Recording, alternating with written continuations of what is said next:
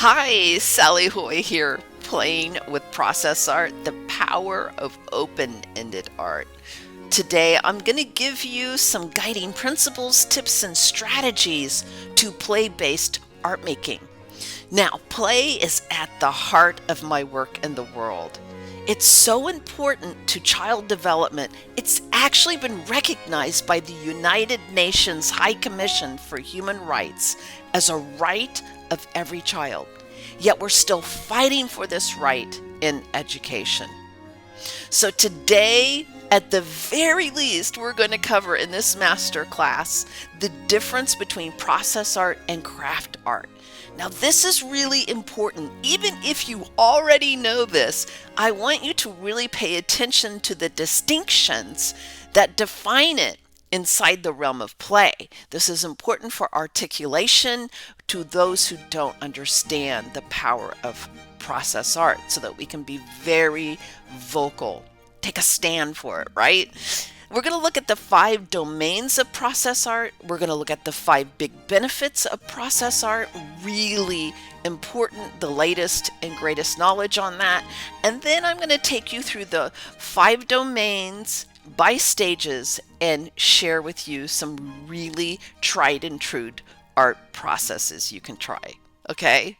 All right. So, art is a language that allows us to express and develop our ideas and thoughts. It's such a powerful avenue for young children to express themselves openly and without judgment. Really important.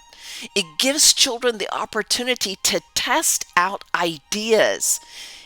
You see, process art celebrates the uniqueness and diversity of every child, and this is so important. So, if we look at process art versus craft-based art, there are some very important distinctions. Process-based art has no step-by-step instructions at the level of predetermined outcome. There may be step-by-step if we have a concoction or potion we're blending. We need to know what to do, but it's not a predetermined outcome. There's no sample to look at, right? It's an act of discovery. All decisions are made by the child, so the child has complete freedom and independence in making choices. And it actually encourages risk-taking, playing with those materials in what other ways the child thinks about is bringing one's own thinking to the process. Craft-based art, on the other hand, there is a sample of a finished outcome. Like with this art piece that I actually did with children years ago in an art setting, they all did red birds, right, in snow. So there are very few or no decisions made by the child. So the children in this activity got to choose a bit how they produced that bird and how that bird was moving, but they had to do a bird. And it also discourages risk-taking as there's a right way to do the craft. Okay, really important.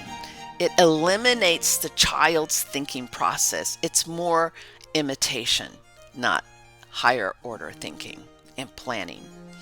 So, process art, the focus is on the process of creation, not the outcome. It's an open-ended experience. There's no right or wrong way. There's no expectation of a specific end product. So, when you're process focused, you're asking yourself, what will the children do? What do the children enjoy doing? Right? See, process means allowing children to explore art materials with freedom without the pressure to copy a model or stay in the lines. It's experimenting with paints, feeling the textures, gluing, experimenting and enjoying the act of creating without the stress of a particular outcome. So in the process, you actually get to create something uniquely yours and not a copy of someone else's. Whereas craft-focused art has an outcome. There's an expectation of a specific end product. When you're product focused, you're asking yourself, what will the children make? Hens, houses, trees, right? There's a noun there almost.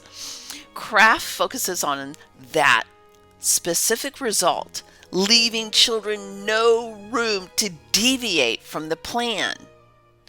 And usually, at the end of a craft, each child's piece will look extremely similar to every other child's piece, right? So, and additionally, the other problem with craft-based art is the thinking is done by the teacher before given to the child. So, product-focused art, there is a sample of a finished craft. There are very few decisions made by the child, and it discourages risk-taking, as there is a right way to do it. Process-focused art, there's no step-by-step instructions, no sample to look at. All decisions are made by the child, and it actually encourages risk-taking. All right, so let's take a look at the 5 domains of process art. Now, later in this presentation, I'm going to share some of my favorite process with you.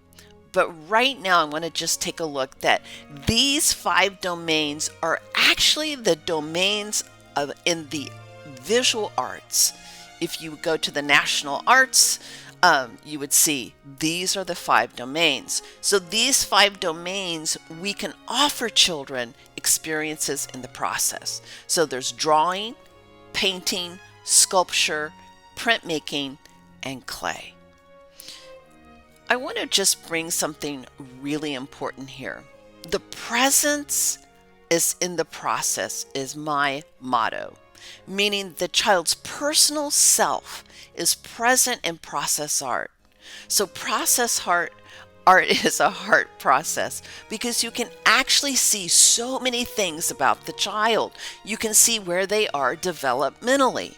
And in the next masterclass, play mapping process art, we're going to talk about how we can see where the child is in their development, where they are moving towards reading and writing. All sorts of great things are explicit when we begin to read art as a reflection of the child's personal self. And we can't see this unless we're giving them full autonomy and freedom inside art processes. So children learn through play, and process art is play. Process art allows children room to be themselves, make their own decisions, and create. Creating process art also allows children to explore and have a greater sense of ownership because it's their meaning making, it's their construction, it's their heart and soul. Young children's art making has so been watered down to cookie cutter art projects where every child makes the same thing. And it's often pre-cut and prepared by the teacher.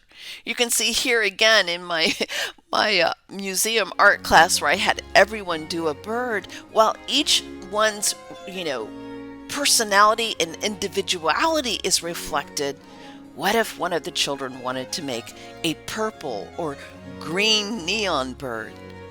I had set up boundaries that held back individuality, risk-taking, and really allowing the children to go beyond what I was presenting. So, art making for young children that actually meets their developmental needs is going to be play-based. Young children deserve to have what serves their growth and development. Now today I'm going to share with you the magic and wonder of play-based, process-based art making. I'm telling you, it's the biggest and greatest gift you can give children. Teaching children for the last 20 years has been the highlight of my life. I realized early in my career a fundamental truth for working with children.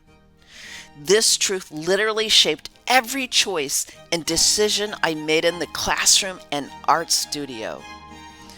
As a fledgling teacher, I realized I need to put honoring the child at the center of my teaching practice. So what does that mean? For me, it means these fundamental things, really crucial. That I honor children's desires. When I give a child a choice in the matter of art making, it sends the message that I value their opinion and choices. What colors would you like to use today? Would you like to paint or explore clay? You see, this builds a foundation of selfhood. A young child is discovering what it means to be human and to have desires. There are safe places to give children choices, and art making is one of the most powerful places to give children voice in what they want and what they don't want. And when we let children make choices, we're following their interest. So if a child's exploring paint and wants to do that for days or weeks, that's okay. The lesson plan is the child's interest. Another fundamental thing is to honor children's feelings. And I want to put this in perspective for you. Let me ask you to think about this. Think about a time recently when you were really upset. Now, if someone you were talking to about your upset and your anger told you, grow up, stop being angry, how successful would that be? If they said, get over it. I don't think very many people are comforted by invalidation of their feelings. So when we tell a child to get over it or to move on, it's not only disrespectful, but it's diminishing. Art making places children in a safe space to express their emotions and feelings. Before you say something harsh to a child, I want you to step back and think for a moment. If someone said that very thing to you, would you take offense? You see, my motto is I will never say anything to a child I would not tolerate having been said to me, myself. I'm going to honor them with the highest regard and give them the space they need to work through any emotions and feelings. And let me tell you, in my years of working with children, art is such a powerhouse for the expression of emotion. Finally, I think it's fundamental to honor the children's interest, ideas, and theories. Let's face it, friends, our educational system is built on the idea that children are an empty vessel waiting to be filled. Think about any child you know. Are they empty? I don't think so. From a very young age, children begin expressing their own unique views and ideas. They're born with strengths and abilities that continue to mature throughout their lives. When we respect and value a child's individual perspective in art making, we are giving them the fundamental right to realize their own potential, that they realize it. Children have an amazing capacity to construct their own learning. And when we give them that space, oh my goodness. When we treat children's play as seriously as it deserves, we are helping them feel the joy that's to be found in the creative spirit. It's the things we play with and the people who help us play that make the biggest difference in our lives. Fred Rogers. So some questions to ask yourself regarding process art, and to just check your own attachments, right? I'm telling you, I've been there. You saw I had red birds that kind of all look the same. So I, ask myself when I really am leaning towards a product-based outcome, will I be unhappy if the art doesn't look a specific way? Do I have a strong attachment about what the art should look like when it's done? What is my motivation for this process? Can the children do it independently? We do need to show children how to use materials. I'm not saying that we're not going to do that. We absolutely must show them how to use materials to get the best results. But we don't have to show them what to make. We can just show them how to use the materials. And I want to just share one warning, a hidden danger in process art as an educator or parent. You'll want to guard against your own hidden agenda. And I want to just point out, I'm saying hidden. These are the ideas and directions we feel compelled to tell children that often undermine their capacities, their abilities, and their own ideas. And I'll tell you, often our own hidden agendas rise out of our experience in art making, or what we think art making should be like. I call it the product hook. It's when you're more interested in the outcome or results than the process. And what I notice going into classrooms around the world, people think they're being open to process art, but their hand is on the child's hand, showing them how to paint the paint paper, or your hands are guiding the child's hand on the right way to do it, right? It's so unconscious.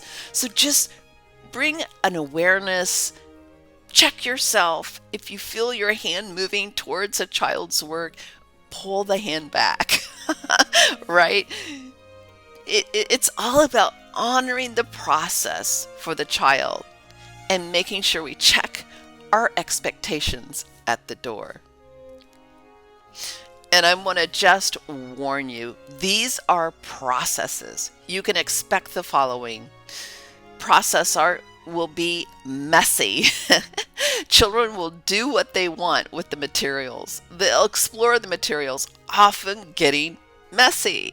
And they'll come up with new ideas and try out different processes. This is what we want. When you get into the Wonder Art workshop, you're going to see lots of processes and instructions for how to do those. Let the children take it where they will, and they will. And just a tip, because it is extremely messy, in the book I have lots and lots of tips, all right? But make sure you cover the table in some kind of paper or tablecloth that is plastic and protective. You can contain the process in a tray, my very favorite. You can also, if you have carpeting, put a drop cloth under the table to protect the carpet. All right, let's look at the 4 big benefits of process art. I call them the 4 C's: connection, communication, curiosity, and concrete. Let's look first at connection. Children learn about themselves through art making. Constructing meaning about ourselves and the world around us through a language like art is so important. So it gives access to self-expression and meaning making. The social and emotional benefit of connecting to self-soothing. It provides a powerful outlet for emotions and feelings. You see, art is a valuable form of language.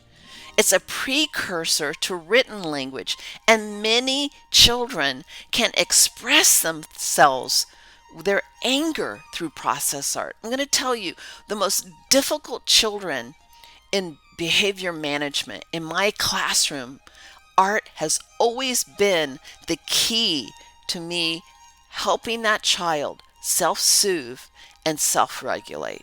It's amazing. It's connection to self-esteem. It provides this powerful space for trusting our choices and building confidence. You see, when we create, we learn to trust our choices. It can also build our own value of our art making as we enjoy that process and experience. So it becomes more a part of a desire. Finally, it's a connection to self-regulation. It's relaxing and calming. Using our hands to do something like process art reduces stress levels and increases joy. Incredibly important. Communication. This is where we'll find the literacy and language benefits. One huge one is it builds children's language. By talking about their art process, children learn new ways to express themselves.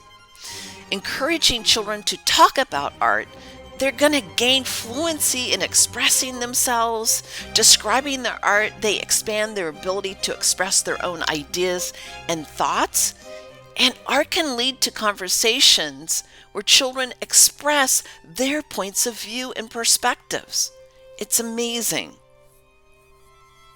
It expands their vocabulary.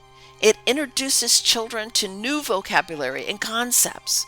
So when we talk about art making with children, they learn a new vocabulary around art. And you see, discussing art provides children the environment to practice using arts-based language effectively. Really important. And this will translate to all other levels of their vocabulary and communication skills. It also promotes print awareness. Here's the thing, art provides children the opportunity to see the differences, the nuances of scribbling, markings, shapes. It's preparing the eyes for reading. As they move through the stages, which we're going to move into in a moment, we'll see how this increasingly builds the eyes for detail. It's amazing. Important. There's so much research on the developmental stages of the eyes and the building of things like the peripheral vision that children are not getting because they're not playing enough. And if you don't have things like peripheral vision in place, you can't read. You have to be able to track. Anyway, it's a huge topic, huge. Process art helps children's eyes develop for reading. It helps them interpret visual information, eye-hand coordination. This prepares children for reading and writing. Amazing. All right, curiosity. We're looking at the cognitive growth benefits. You see, when children begin to really take ownership of process art, they begin to create a mental plan of what they want to do in art making. So this in turn builds critical thinking skills and decision making. It builds executive functioning. Huge. It helps children develop a first-hand experience of concepts like size, shape, weight, counting, comparisons. This will develop critical math skills that they actually experience. It increases the capacity of memory, attention, and focus. Oh my goodness, I have had so many children who were, hyperactive, who found an art form that they loved and would focus in on it for 30, 40, 50 minutes. Mind-blowing what art can do when it's the child's choice, what they desire to do. Desire, children's interest and desire builds the neural pathways for education because it's building the focus, the attention, and the working memory for education. Really important. And additionally, process art helps children learn how to solve problems and troubleshoot next steps. You see, it builds analytical skills. So, like in this case, when we did potion making and a child completely dumped everything in a bowl, instead of saying, stop, don't do that, you're ruining the process, we allow them to solve the problem or to discover next steps. Maybe a new process rises in that, right? But there's just all these great opportunities in the doing it wrong. It's actually, there is no wrong, because the wrong becomes a right. It becomes an opportunity to expand thinking skills. And this is what I love about process art. It's huge. All right, let's look now at the concrete, the physical growth benefits. One, we know, everyone knows it builds fine motor development. When children are working with art making, they're developing their hand and finger muscles needed to hold a pencil and pen properly, because we're giving them so many things to use and manipulate. Process art helps children develop their visual perceptual skills. Art making helps them refine their vision, and as I said earlier, notice the details, preparing the eyes for reading. Really important. Cannot say it enough. It will build a connection between the eyes, hands, and brain. Learning to use scissors, glue, and other art materials prepares children for reading and writing, because it takes so much. Look at the bilateral use of scissors. One hand's holding the thread, the other's the scissors, and the child's eyes is working with those two hands. This is huge. Again, it's building the eyes. One of the most important things we need to build as a precursor to reading and writing. People get hung up in fine motor, which is really important, but if the visual does not come on track, we have delays in reading. Finally, process art builds spatial awareness. Art making helps children to manipulate and understand things on a spatial level. It's learning how to navigate three-dimensional space with materials. And that is something really profound in being able to think and picture and imagine. Think about what an engineer's greatest gift is the ability to understand things on a spatial level. So it's extremely important for science and biology. All right, so the 5 domains of process art. I want to share some ideas. Now, drawing, we're looking at pencils, pens, markers, crayones, pastels, all of the utensils that write. Painting is tempera, watercolor, acrylic. Sculpture is any 3D art making. Printmaking is monoprints, stamping, etc. And clay is earthenware and terracotta clay, the major forms of clay work. So drawing has 3 basic stages. I'm going to look at art with you in this next section for 3 big stages of art making: the exploratory stage, the shape stage, and the representational stage. Okay, so in drawing, this first stage, the child is becoming familiar with the character of making strokes. It's totally experimental, and there's no formed images, right? It's scribbling. And you'll find children return to scribbling at any age. It's extremely relaxing.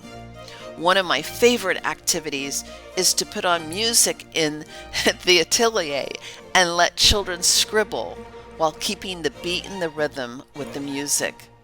It can be used with multiple, I'll put a whole buffet of drawing utensils like crayons, pastels, markers, colored pencils, pens, Sharpies. You know, there's just so much.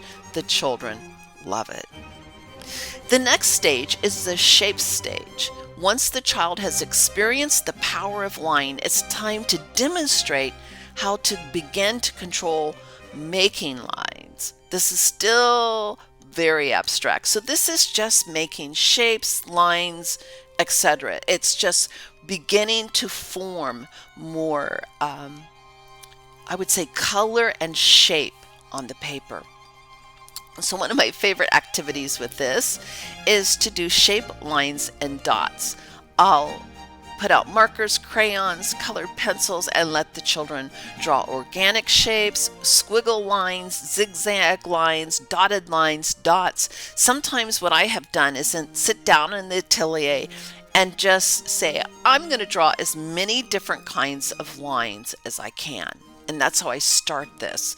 And then I go, I'm going to make a zigzag line. And, children love our joy. So they'll join in and go, I'm going to make a zigzag line. And I said, I'm going to make a dot line. And someone else will go, I'm going to make a swirly line. And it just goes on. It's just a conversation of line and color and shapes. It's so much fun.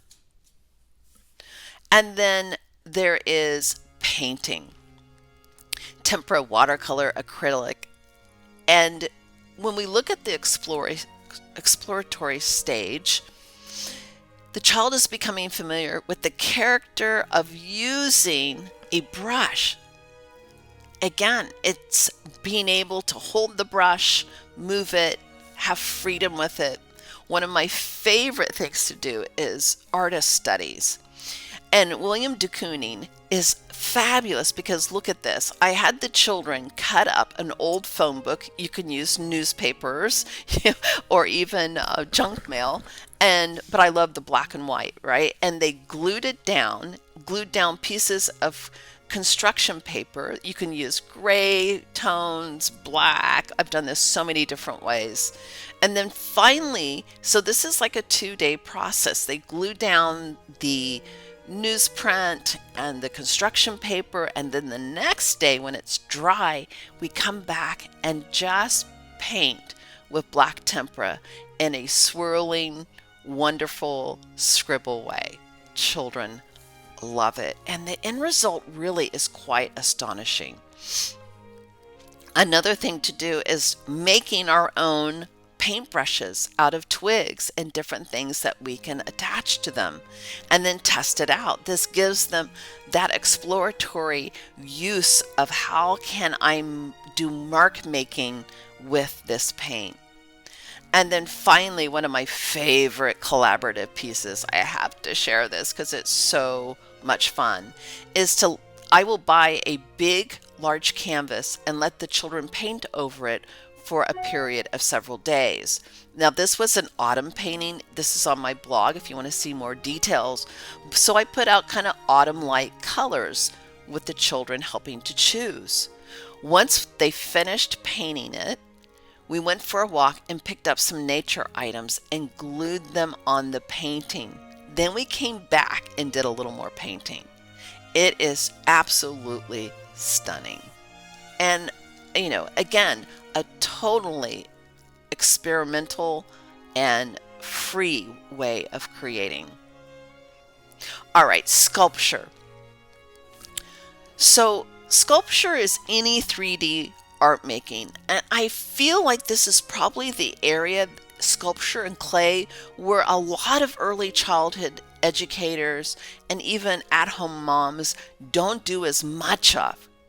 But it's really important, right, to begin to feel that spatial relationship. So in the beginning, the children are just really experiencing what does it mean to paint a lantern with watercolor, right? Like this is a fantastic project. It's in the book. It produces beautiful results. But for some children, again, the tissue of the lantern is a little fragile, so they have to figure out how to brace the lantern so it doesn't roll when they're painting it and how to get the paint all over it. It's a really good experience. It's such a spatial painting experience. Bringing painting to objects like pumpkins, the lanterns that you just saw, wood, rocks, branches, wood scraps. If you get wood scraps, it's so great to let the children create a three-dimensional sculpture just by stacking and gluing them together in multiple ways. In my Wonder Art workshop, you're going to see what I recommend for glue. It's like the young child's glue gun. It's called Artist Gel Medium. I have all the information in there about that. They can create their own wood sculptures and then paint them. So at this shape stage, children are beginning to work with 3D creation, like beginning to be more intentional with their art making. So here, just gathering nothing but bottle caps and creating on a canvas. It's different than painting. Think about what's happening with the eyes to take each bottle cap and glue it down in relationship to the others. This is so good for preparing the eyes for reading. Another thing which I think is so much fun is to have loose parts and let the children create, abstract or representational images and then take a photo of it. You can also let them glue it, but I love that transient art that comes and goes, and we capture it with the photo. Children love it too. Using the same materials, all the different ways they can have it look. Then in the representational stage, the child will create things like home or other ideas. In this instance, the children brought all these different boxes of food and little shoe boxes, things like that, and they constructed a building, a cardboard castle, and decorated it as a part of their investigation of castles. Beautiful. You can do on creating with cardboard and upcycled shipping materials is amazing 3D material. All right, printmaking. Oh, this is one of my favorites. Monoprints. You got to do, if you're not doing monoprints, start now. So monoprints are when you let the children paint a tray or other object. We'll look at another one in a minute. And they can use all sorts of utensils to make markings. I love going to the dollar store or department store and getting lots of kitchen cleaning and utensils. Like this is a scrub brush. And then they place the paper on top when they're done and press the paper into the paint and pull it off. It is so beautiful. You can use it on the back of cake pans. You can use trays. Look, here's a back scratcher used to make the textures. Children will do these over and over again. I taught 3-year-olds how to do this, where they would make prints and hang them on a drying rack all by themselves, and they loved it. All right, finally, let's talk about clay, another favorite of mine. Clay is so satisfying. And it's nothing like Play-Doh or foam clay or plasticine or all of those artificial clays you can buy at the craft store, though that is not clay. As an art student who went to art school, I'm telling you that is not clay. And I think it's really rich to provide children the experience of working with real clay. So the beginning stage is really the child getting used to using clay and exploring its unique texture and abilities. It has a very distinct feeling because of the way moisture is held in it. One of my favorite first activities is just squeezing pieces of clay together to create a clay tower. Now, what's so great about clay is that in my book, I'll go into details about how to work with clay, but you could have a child build a clay tower and display all these clay towers that they built. They can name them, tell you their narrative about them. And when you're done with that display in 6 months, you can put all that clay back in a plastic bag, add a little water and paper towels to it, and it's going to reconstitute to wet clay. Isn't that cool? So, you can reuse clay. It's nice. And, just let children know some of our work we enjoy, and then we reuse it and make something new, and you can capture it with photo. Another really wonderful thing is that clay is like glue. So children can glue things together. I actually had the most amazing Three Little Pigs investigation rise in my class one year, and they used the clay and all these different items to build houses. You can see here a nature forest was built. This can dry, it can display. These actually are strong enough that you could have them take them home if they want, but clay unfired will crumble. It is a little fragile, right? You just have to put it on something as they carry it, or pull the twigs out and reconstitute the clay, reuse it.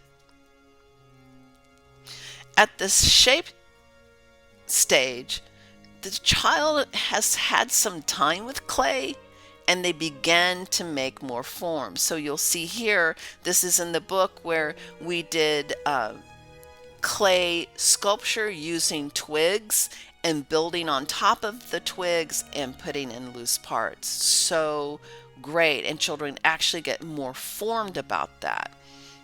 Another thing I love to introduce to children is making clay lines. You can also call them tubes, snakes. Snakes kind of puts a noun in this space, but if they don't get it, you can say snake and they'll get it. And then they can add texture and markings. It's so, children love figuring out how to make those tubes. And finally, at the representational side, you can do things like creating a bowl, a self-portrait. These are abstract self-portraits, so it's really great. There's no right or wrong. They're just using that clay and bits of loose parts to make their own self-portrait or a portrait of someone else. Really love that. All right, some final thoughts about process art. I hope you hear my passion for this. It's important to think about whether the materials and the projects we provide children ask them to think for themselves. This is what I'm advocating here. Give them opportunity to actually come up with their own theories and ideas. Take a look at a child who's painting a cutout of a butterfly. Is there any need for this child to think beyond the butterfly's predetermined form? No! We've stripped away their capacity to come up with their own meaning and their own discovery of self, their own discovery of the materials and how to use them. Just imagine the first time you use anything, learn anything, kitchen, art. It takes a while. We don't have facility immediately. We need practice. We need to experiment. We need to explore. Giving children predetermined form steals this from them. It's also important to honor the way the child engages in an art activity. Some children will approach a project with caution and move into it slowly, where other children will be risk takers and just like here, dump it all on top. Each child has a unique disposition towards art making. Trust their process. If they're big mess makers, trust that they need to be making the mess. We could even talk here about schemas of creation and destruction. Trust it, because there's something bigger going on in the thinking of the child that needs to fulfill itself. And there's always the child who, given the choice, will pick the same activity over and over again. I can remember like yesterday, a little boy who went to the art center to paint day after day after day, and whose mother was really concerned. So when I stopped to observe him, I could see in actuality, he had this enduring motivation to engage in painting, even if it wasn't open and an option. I saw this as a unique interest that needed nurturing. And children learn about art mediums like paint and drawing and clay, all by exploring. Repeated exploration over and over and over again is how we become masterful, right? No one masters anything a few times. Finally, the first stage is always exploration. Are the children testing ideas? Are there new and different ways of doing the art making rising up? Is it being repeated? This is the sign of healthy process play. All right, thank you so much. And next, I want to share with you how to play map process art and show the learning happening there. All right, see you there. Bye-bye.